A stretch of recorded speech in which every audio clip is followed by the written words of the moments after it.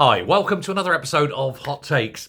Not content with destroying businesses by hiking business rates, by increasing the cost of hiring people, by upping the national insurance contributions, by making petrol more expensive, electricity more expensive, all these different things that make businesses less profitable, makes it harder to make a business, makes it harder to make a profit, that's for sure.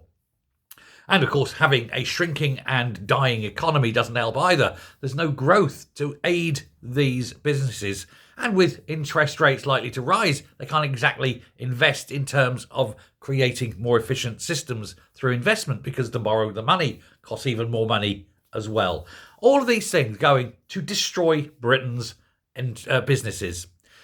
And on top of that, because they think that that's not enough to put the final nail in the coffin, they've decided that they're going to give Torsten Bell, a man who loathes everything that isn't taxed, who wants to tax, who wants 60% income tax, for example, basing it on the sort of the Scandinavian model. He wants 60% tax on everything. He wants to tax this, that, and the other. He wants to get rid of the pensions, the state pension, and make everybody have their own personal pensions and things like that.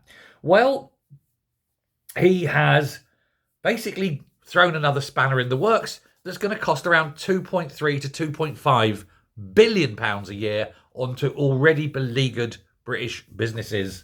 And that is because they're not increasing the private pension threshold. Normally you have to work until you earn a certain amount of money, and above that they have to enroll you on a pension. Now that usually goes up, it's index linked, it goes up each year with inflation. This year they're not doing it. This means even more businesses have to enrol people on relatively lower wages into private pensions. The problem for businesses is they have to contribute as well. So effectively pushing even more money out of businesses because they've got to pay for the pensions. He announced this yesterday, and they're saying that people who earn £10,000 or above will be now liable.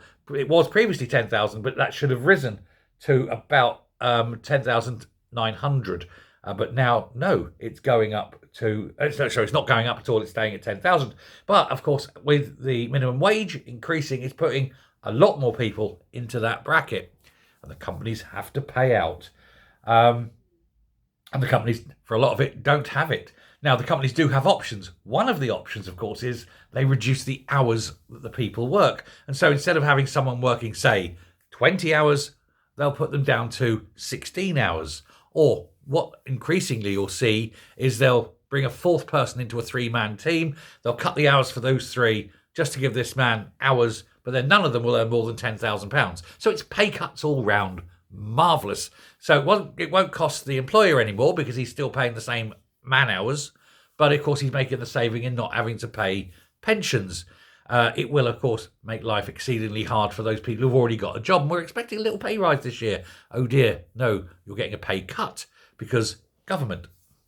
Honestly, that's all the employers have to do. I'm sorry, you have to blame the government for this. I can't help it. Government forced me into doing this. Did you vote Labour? Yes, well, there you go then. You've just voted yourself into poverty. Well done. Well done you. Well done you. Voting the child abusers in and cutting your wages. It's like two kicks in the balls, isn't it? This is what happens when you vote socialist. Thanks very much. Bye.